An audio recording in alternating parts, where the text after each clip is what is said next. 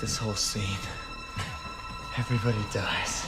Everybody's gonna die! I'm gonna kill everybody! So do you ever watch old horror movies from the 70s and maybe even the early 80s and think, this doesn't hold up as well as I thought? For me, some movies are just like that. Some are going to think this blasphemy, but you know, the original Texas Chainsaw Massacre, I feel like doesn't hold up as well as it used to. The very first Friday the 13th film can be pretty boring at times, especially if you've seen it more than a few times. And with this movie, Curtains is no exception.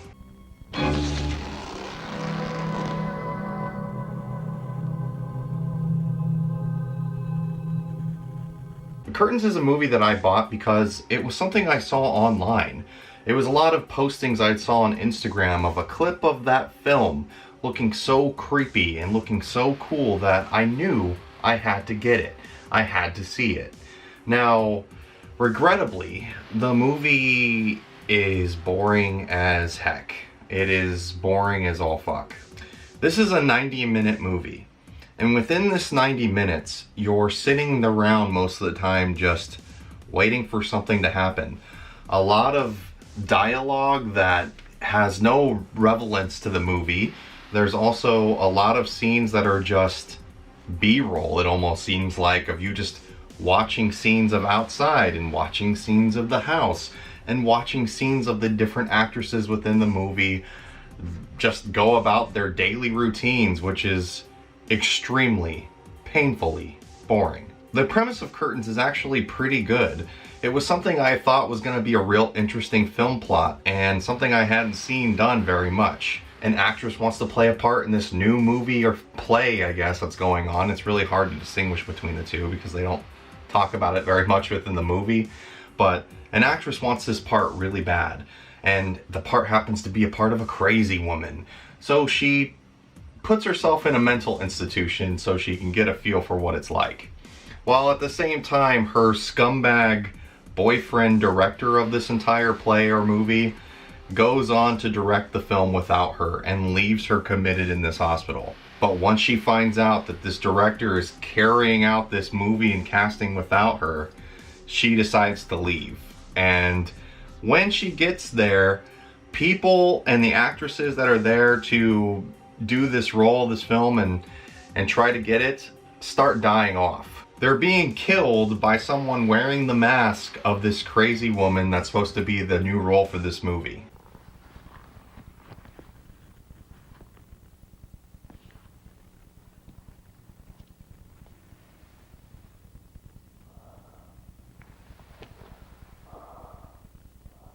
Something I thought was pretty original. Something I thought that was going to add up and equal more than what this movie offered.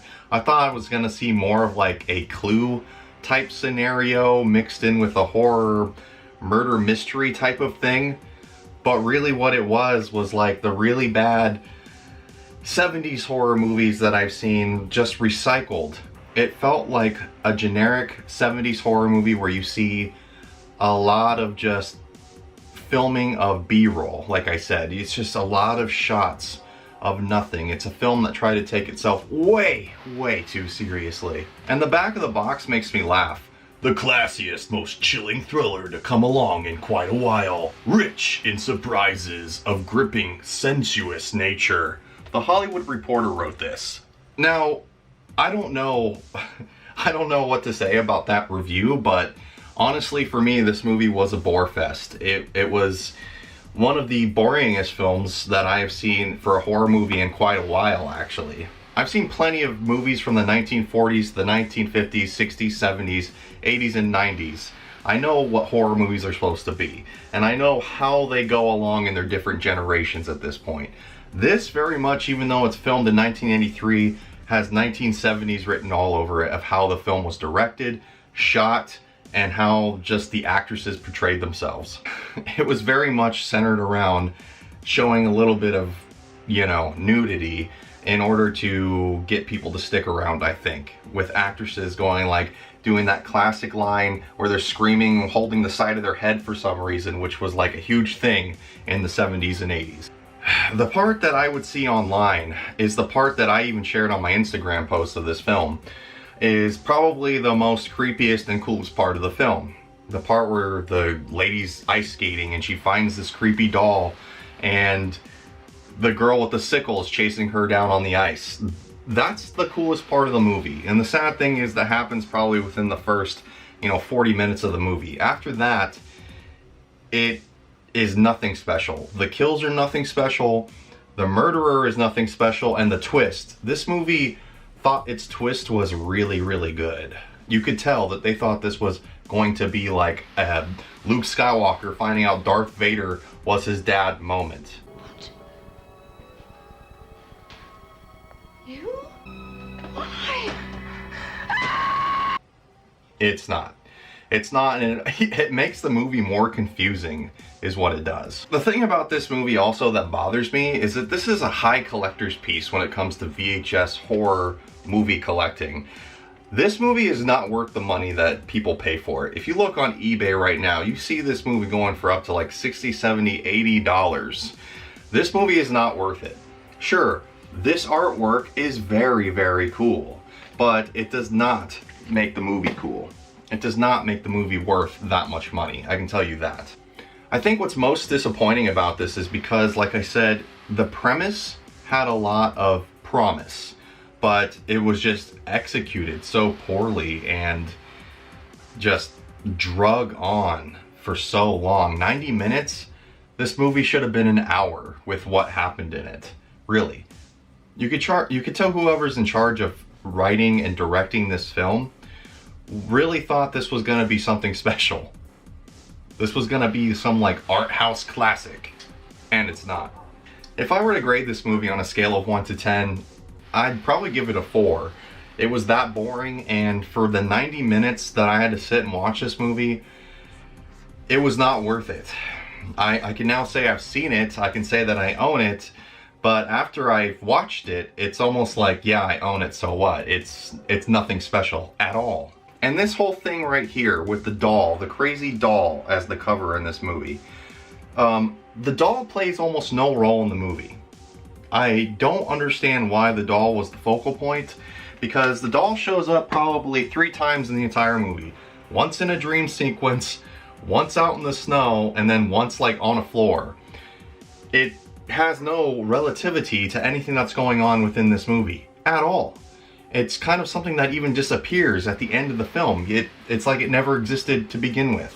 You can tell that Curtains tried to do something special. You can say at least there was an attempt. But for a horror thriller that this movie is supposed to be, it falls very short of that. Would I tell you to rent it and watch it? Maybe if it was free, and maybe if you had nothing else to watch.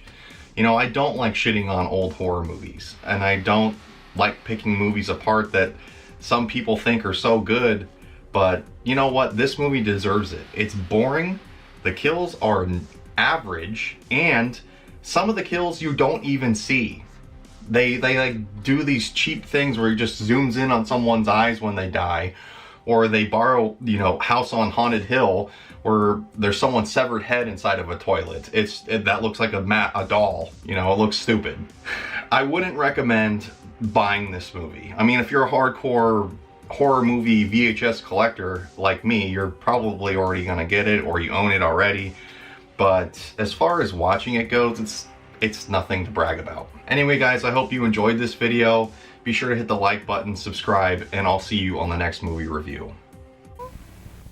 Okay. Oh boy, you give great head. Gross. Wee bit past your bedtime, isn't it, darling? Oh, has anyone seen my skates? I can't seem to find my new pair. The girl thinks she's on holiday.